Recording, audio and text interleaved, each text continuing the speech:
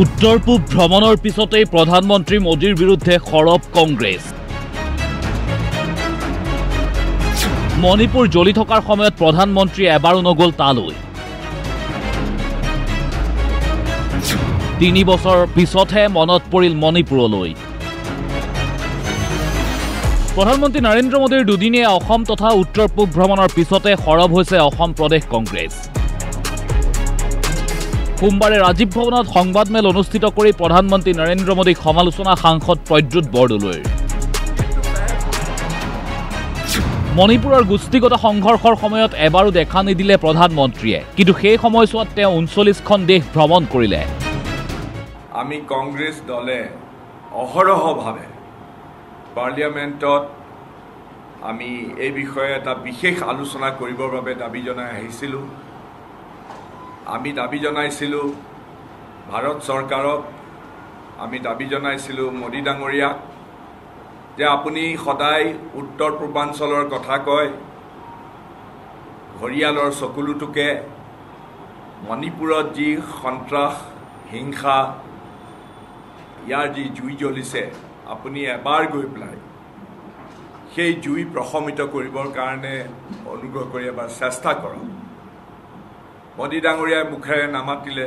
এতিয়া এই প্ৰায় ২.৫ বছৰ হ'ল, ২.৫ বছৰ মোদী ডাঙৰীয়াই ইতিমধ্যে মণিপুৰলৈ আহিবলৈ তেখেতৰ সময় নহ'ল, কিন্তু তেখেতে ৩৯খন দেশ হাজাৰ হাজাৰ কিলোমিটাৰ দূৰত্ব অতিক্ৰম কৰি।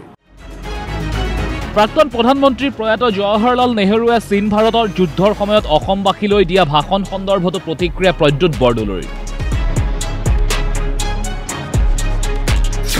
জৱাহৰলাল নেহৰুৰ ভাষণৰ অপব্যাখ্যা কৰিছে মোদীয়ে। ১৯৬২ চনৰ ১৯ নৱেম্বৰত কি কৈছিল শুনিবলৈ আহ্বান। Please correct your record. Don't mutilate history. Don't try to rewrite the history. মই তেওঁলোকক ক'ব খুজিছোঁ, জৱাহৰলাল নেহৰুৱে কৈছিলে সেইদিনাখন, বৰ বিষাদ ভৰা কণ্ঠৰে কৈছিলে যে huge Chinese armies have been marching in the northern part of Nefa. চবেই জানে যে অৰুণাচলৰ নাম সেই সময়ত নেফা আছিল, নৰ্থ ইষ্ট ফ্ৰণ্টিয়াৰ এজেঞ্চি। তেতিয়া জৱাহৰলাল নেহৰুৱে কৈ গ'লে যে I can well understand what are the citizens in Assam must be feeling because all this is happening on their doorstep. তাৰপিছত তেওঁ ক'লে যে I want to tell them, the friends in Assam, the citizens of Assam, that I want to take a pledge here and now that we shall take this matter to the end, and that the end will have to be the victory for India. তেওঁ কেতিয়াও bye bye এনেকুৱা ধৰণৰ কথাবিলাক যে কৈ থাকে বাৰে বাৰে জৱাহৰলাল নেহৰুৰ কথাৰ অপব্যাখ্যা কৰি এই বিজেপি নেতাসকলে। সমান্তৰালকৈ প্ৰধানমন্ত্ৰী মোদীৰ অসম ভ্ৰমণ সন্দৰ্ভত প্ৰতিক্ৰিয়া বিৰোধী দলপতি দেৱব্ৰত শইকীয়াৰো। সুধা কণ্ঠক লৈ ৰাজনীতি কৰিছে বিজেপিয়ে।